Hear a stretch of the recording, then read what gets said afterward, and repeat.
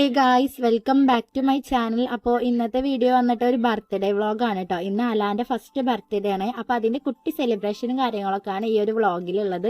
Celebration എന്ന് വെച്ചിട്ടുണ്ടെങ്കിൽ അത്ര വലുതായിട്ടൊന്നുമില്ല, ഞങ്ങളെ വീട്ടിൽ മാത്രമുള്ളവർ വെച്ചിട്ടുള്ള ഒരു ചെറിയൊരു സെലിബ്രേഷൻ ആണ് കേട്ടോ. അപ്പോൾ ഞാൻ ഈ വീഡിയോ ഷൂട്ട് ചെയ്തിട്ടുള്ളത് ഉച്ച നേരത്തായിരുന്നു കേട്ടോ.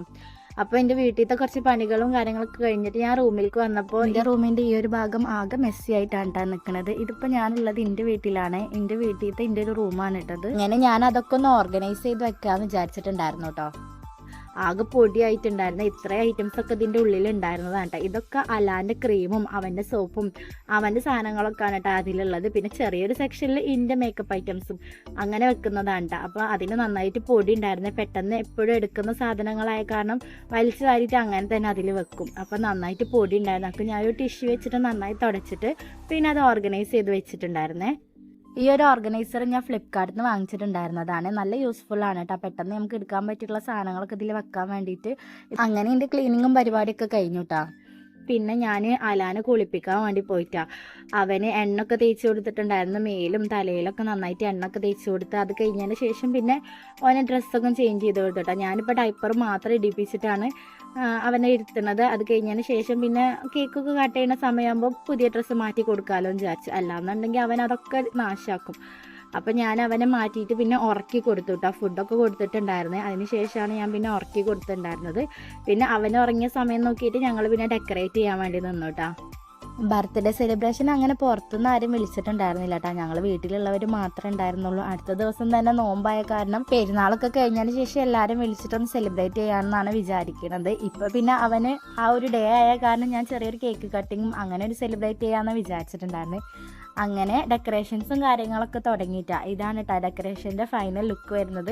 ഇത്ര ഐറ്റംസൊക്കെ ഞാൻ മീഷോന്ന് വാങ്ങിച്ചിട്ടുണ്ടായിരുന്നതാണ്. നല്ല അഫോർഡബിൾ പ്രൈസിനാണ് എനിക്ക് കിട്ടിയിട്ടുണ്ടായിരുന്നത്.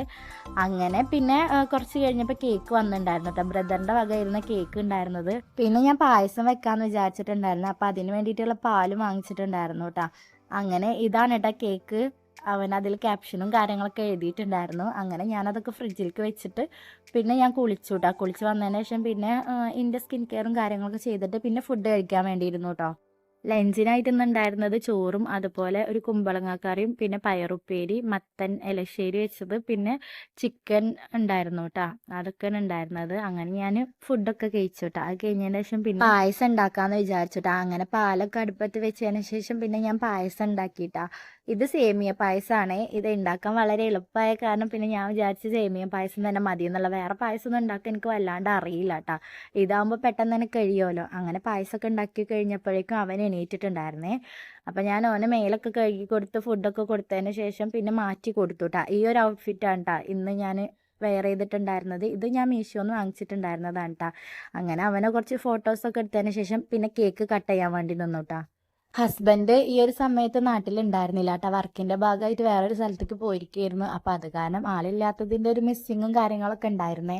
ഇനി ഞങ്ങൾ ഈദൊക്കെ കഴിഞ്ഞതിന് ശേഷം എല്ലാവരെയും വിളിച്ചിട്ട് സെലിബ്രേറ്റ് ചെയ്യണമെന്നാണ് ഇൻഷാ അല്ലാ. അപ്പോൾ എല്ലാവരും ഉണ്ടാവും. അങ്ങനെ കേക്ക് കട്ടിംഗ് ഒക്കെ കഴിഞ്ഞ് ഞങ്ങളൊക്കെ കഴിച്ചു കേട്ടോ. പിന്നെ ഗിഫ്റ്റായിട്ട് അവനക്ക് ഒരു സൈക്കിൾ എടുത്തിട്ടുണ്ടായിരുന്നു കേട്ടോ എൻ്റെ വീട്ടിൽ നിന്ന്. അപ്പോൾ അതിൻ്റെ ഒരു പിക്കും കൂടെ ഞാനിവിടെ കാണിക്കാം കേട്ടോ.